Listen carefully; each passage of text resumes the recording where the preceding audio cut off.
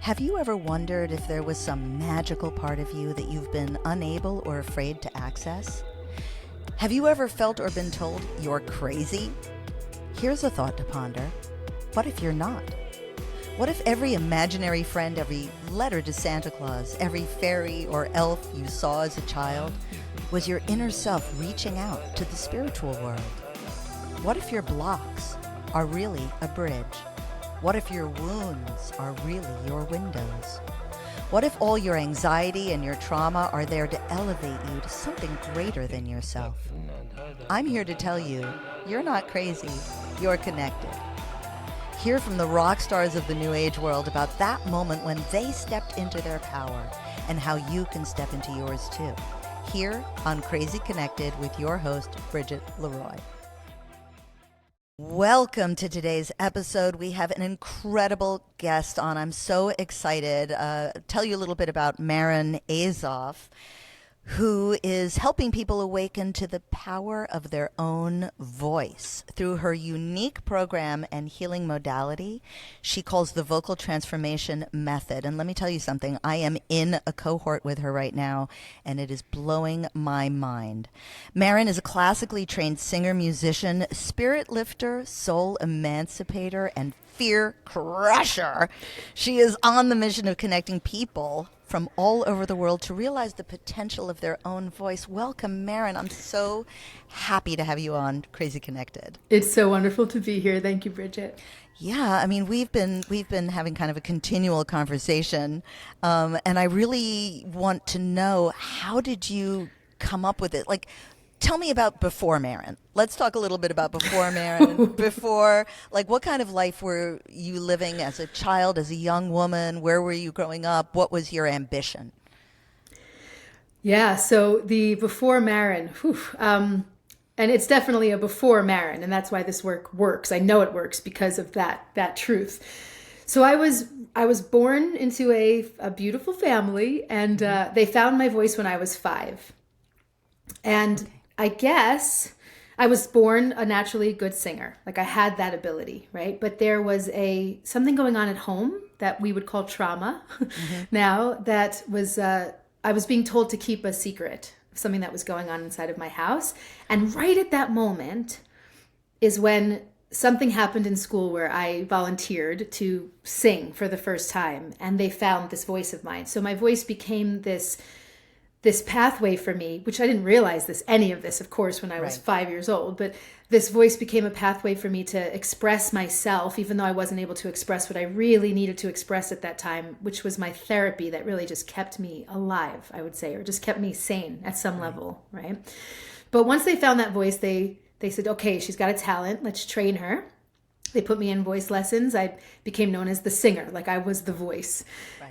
And there were parts of that journey that were really wonderful, that I loved the attention, and I loved the fact that I had the talent, and I loved the training and being on stages and performing and all of those things. But there was always this like deep level of insecurity that was unnamed forever, until I was 33, when this memory that I had repressed from that point forward finally emerged.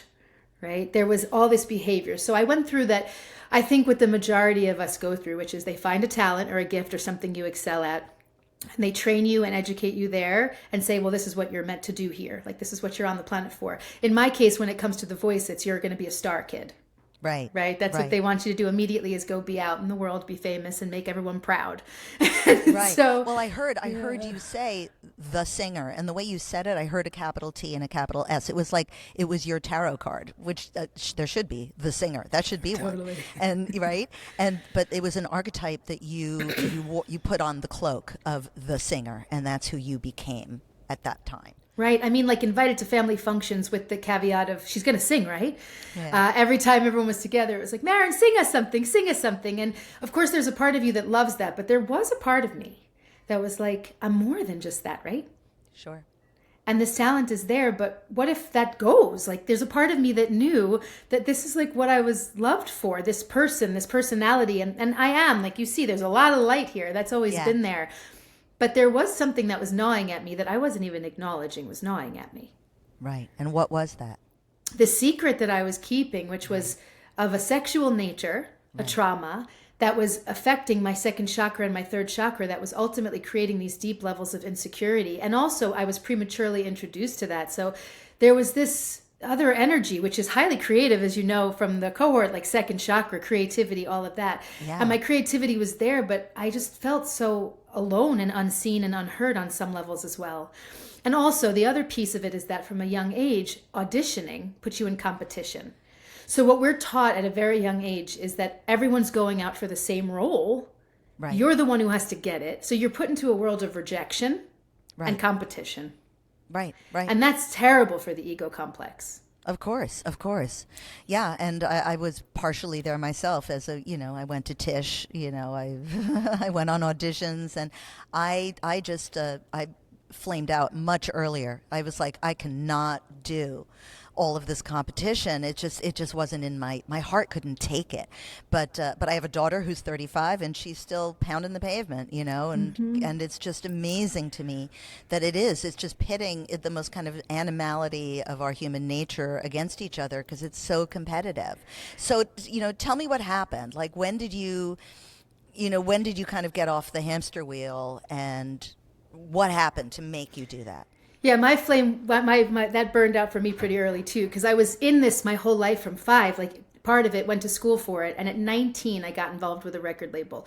So there's the dream, right? Like I'm part of this 3-girl group. We're harmonizing. It's kind of this R&B hip hop cool thing that that was in 1999. So that was at the beginning of all of this coming up. This, like, the boy bands were just starting and everything. And I was in this like, we're going to be the next big thing. Yeah. But the whole experience was absolutely horrible. Oh my gosh. For me. And it was creating a character of someone that I wasn't.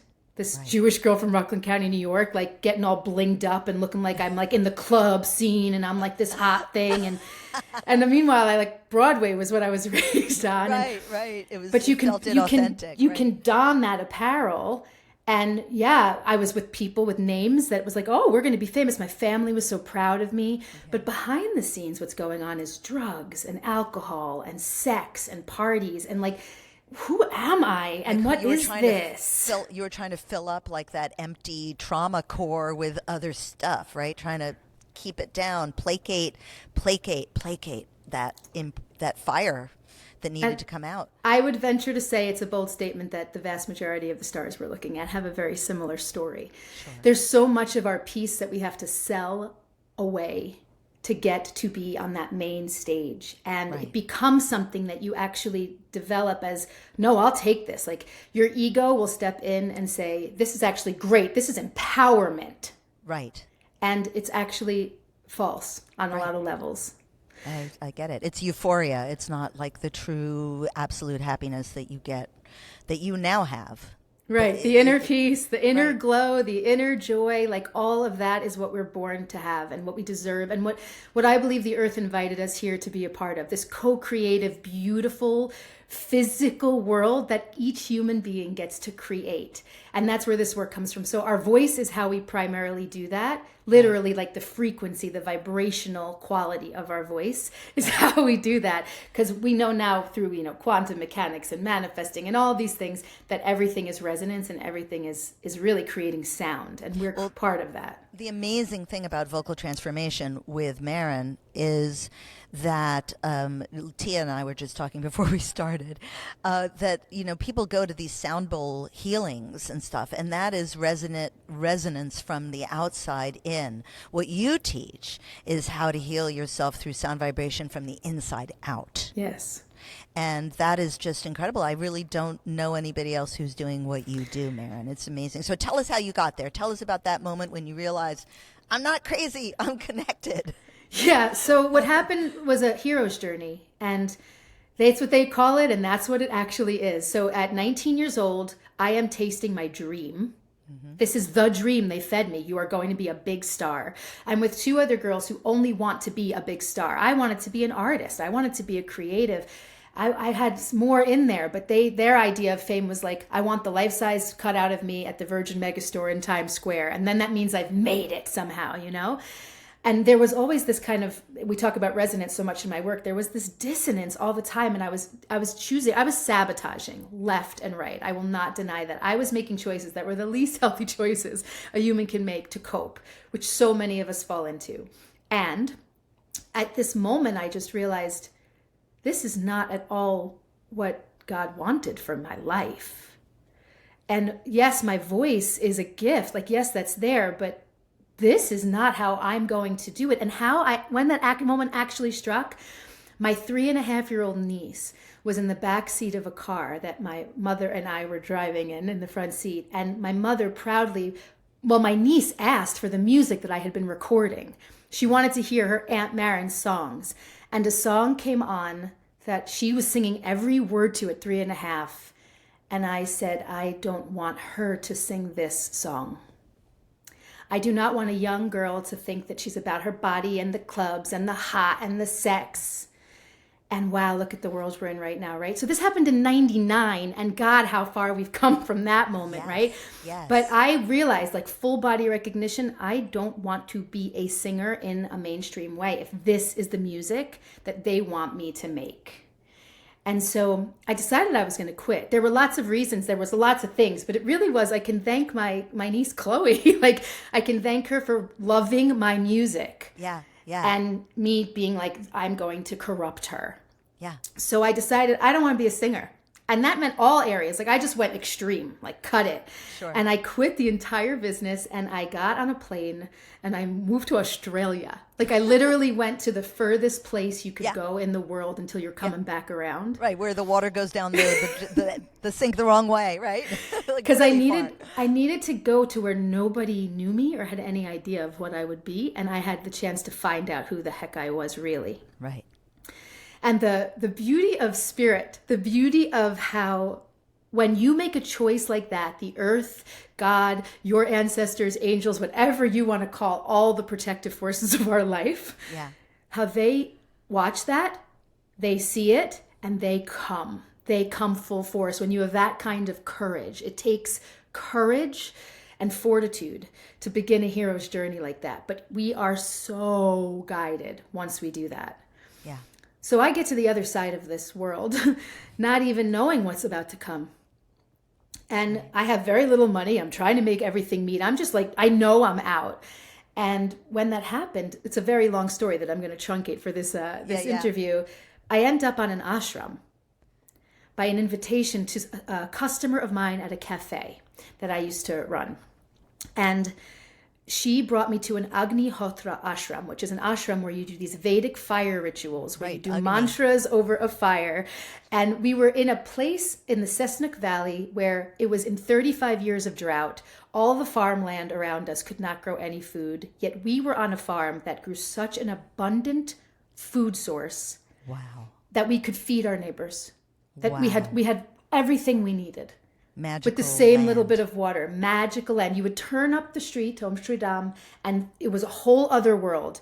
And it was all because of the chanting of mantras that was going on there all day, every day. So I had this real understanding. And that moment, you think it's a little bit woo-woo, right? It's always this idea that it's woo-woo. But all you had to do was live there for a little while to feel what starts to happen. And when you're chanting the mantras every day, your bowels change the way that they move. Your body odor disappears. I don't even have words for what happened. That's so wild. The way that we cleaned up in the process of chanting the mantra and how pristine our energy became. Yeah. I couldn't stay and live on that ashram because it just wasn't my destiny, and I knew that I just couldn't live in this small little. But I left and ended up having to go back to the States because I had an accident. It was my time to go home, and there was a big accident that threw me back to New York. And when I got back to New York, the frequency there was so thick with the past, with like who I was, that I didn't even continue any of those practices. I came home a vegan where I wasn't. And then in a matter of time, at that time, it was 2005. At that time, it was like there was still not a lot of ability to keep that up. Now we have that, but back then it wasn't like that. So I pretty quickly got sucked back into being the old Maryn. which is wild when I even think about it now. But I bet it must have felt like a very, like a facade. It didn't feel It real. was, yeah, it was what I had to do to be able to fit back in Right. to the people that were my people that I was going to come home to. Right. And so Right. it's a very thick thing. It's a very heavy, like, oh God, I don't want to be rejected. This is my home. But then the miracle, and here was the miracle. The miracle was that I was found by a woman who recognized me spiritually and introduced me to my first shaman. Okay. So then you were on a pathway of transformation with a guy, a trusted leader or guide. Let's not say leader, because that's that smacks of cult. But I know what you mean. You found someone, a kind of a guru who could lead you, take your hand, and lead you through the fire. Yeah, and I found it was someone who was safe enough that it was actually finding my own way in the fire, but they were holding a safe enough space for me to get there. Right? Well, that's like my shaman friend Ray. You know, his the Kieros said to him, because he threw himself at their feet and said, heal me. And they said, we can't heal you, but we can teach you this and you can learn to heal yourself. So it's really about that journey, right? That's exactly what vocal transformation is about. Yeah. So early on in the first ceremony, I was with this shaman. He saw a vision I was having separately, where I was being told that the voice was a tool for healing, that it was meant to heal me and ultimately my life, and that that every time I was asked to sing over all those years when I decided I wasn't a singer, every time I was asked to sing, that I said no, which had happened a lot, that I was basically spitting in the face of God. Wow. Yeah, so I had this full body shame and started just begging for my life. You know, this like fear that overcomes you, like, I'm going to hell, I'm spitting in the face of God. So I start asking God, like, what can I do for forgiveness? I would never want to spit in your face. And God says to me, promise me if anybody asks you to sing, moving forward, you will sing. And of course, to save my soul, I made that promise. This is all internal, right? Right. And at that exact moment, this shaman comes over to me, first time with him, and asks me to sing. Wow. True shaman. Not really knowing your past, not knowing that stuff, just seeing everything that was happening like a true shaman. He was right there with me in it. And obviously he was like, oh, sing now. I want to know what this is all about too, you know? So what came out of you? So no song could be found. And I'll tell you, I know thousands and thousands of songs. I am programmed from birth. Music is my language. So I know a trillion songs and not a single song. My head is spinning. My tongue is numb. My heart is racing. I'm in the grasp of a deep amount of fear. And at that moment in my ceremony, everything stops. And I hear, why are you afraid? And I get sucked into a wormhole of all of the times in my life where I've compromised myself for acceptance, where I've sold pieces of myself away, or where I have failed, where I've sung and embarrassed myself in front of people, where like it just took me on this like rapid tailspin of all the things that were making me insecure, that were still alive inside of me. And at the very end of all of that, it like burned it to the ground. And there was a song waiting for me that I hadn't heard since I was 18 years old. And it was only recently, now I'm 45, it was only recently that I remembered that was probably the song that was the key point of my ability at 19 to walk away from that really disastrous situation. Like what the message of that song was that you can burn all things to the ground so that new life can grow. Right. Wow. And that's what I went and did on my hero's journey. I just went and burned Maryn up. Yeah. Right. But really, ultimately, to answer, it was the shaman, it was the plant medicines, and it was this journey. I have no idea who I would be without this incredible gift of Pachamama. Yes. And when we connect with the earth and we connect with the plants and we connect with the spirit realms of these beings, how much help we get to remember who we are. And the last thing I'm going to say is that there was a beautiful book, and I can't remember the name of it now because it was years ago, where there was this quote that said, the shamanic journey is a journey of dismembering so that we can remember. Absolutely. just breaking like I think of it being like a candy coating almost, like breaking that into a million little shattered pieces so that the true essence can come through.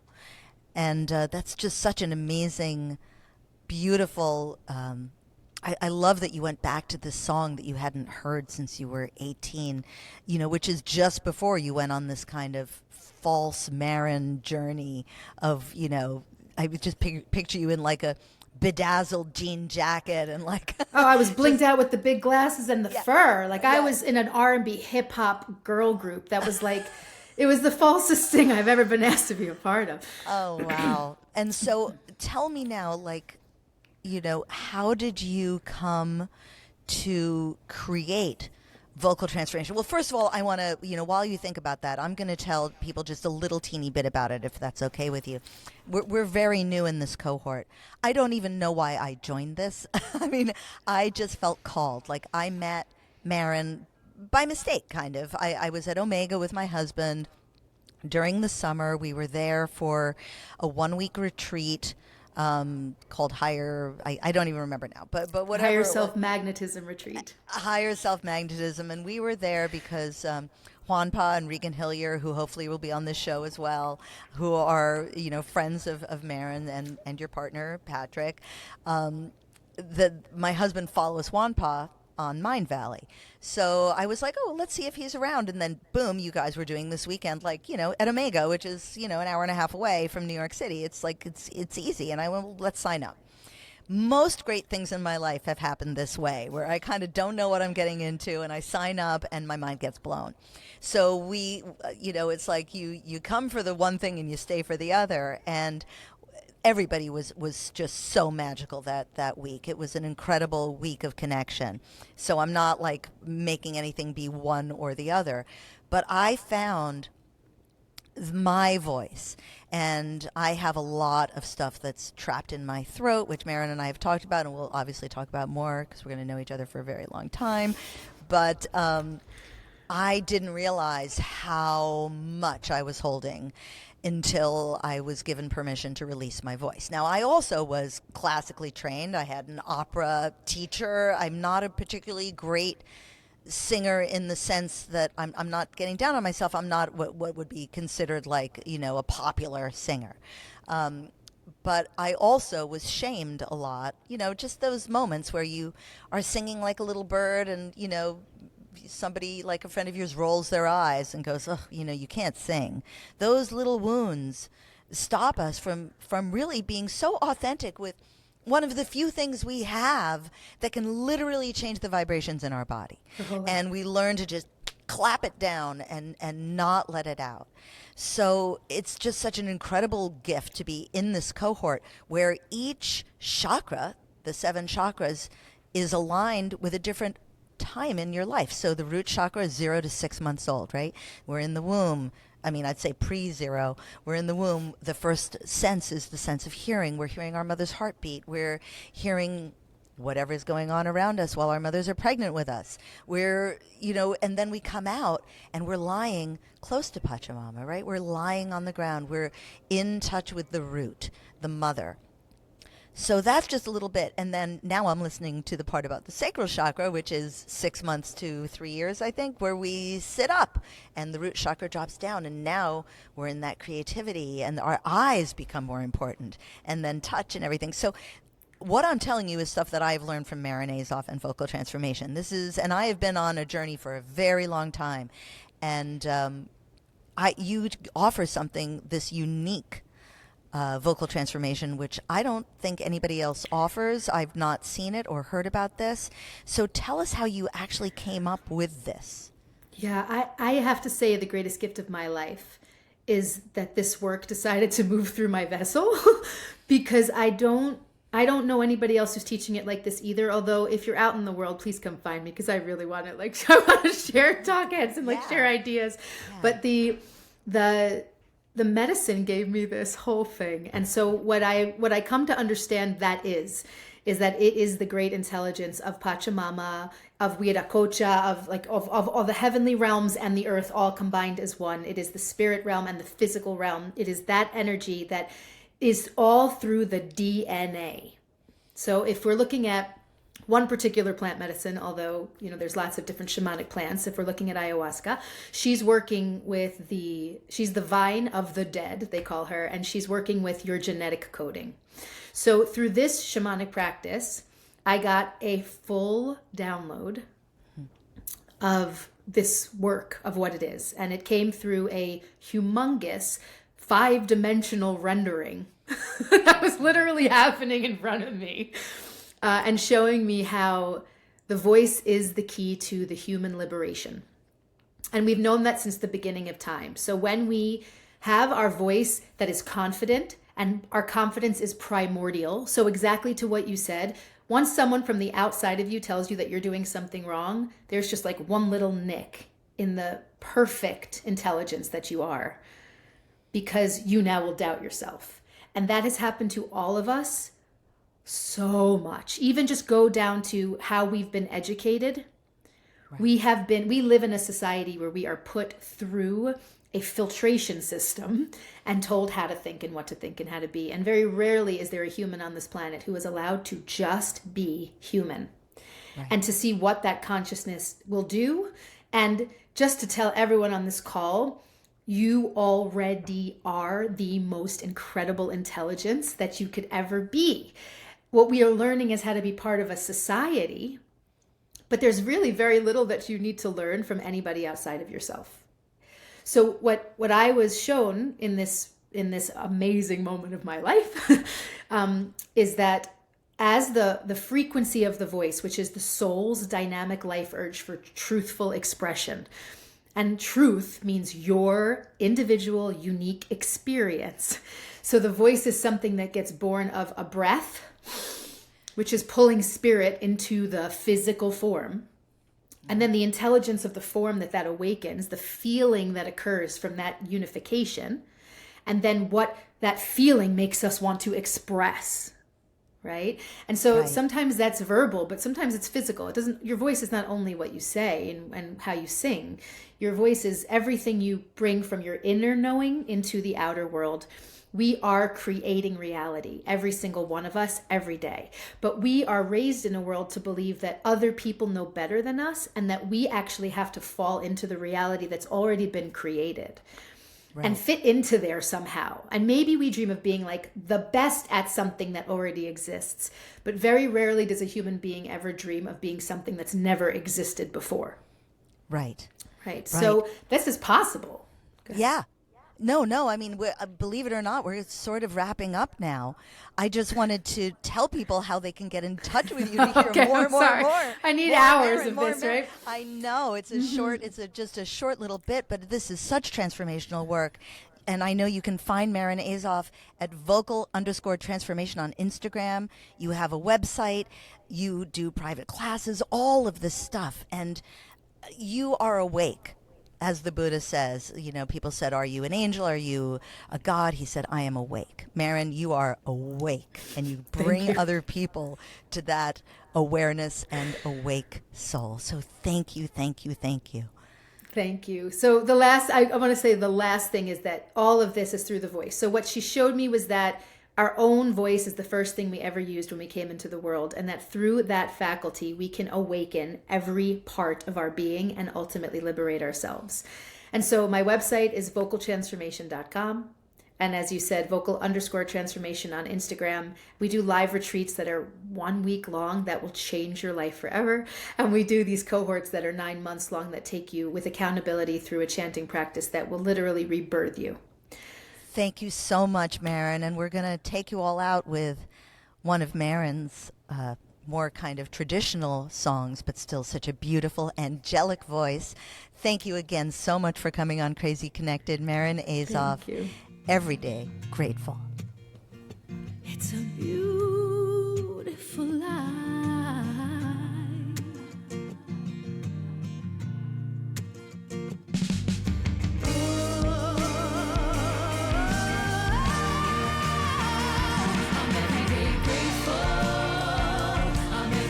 Grateful.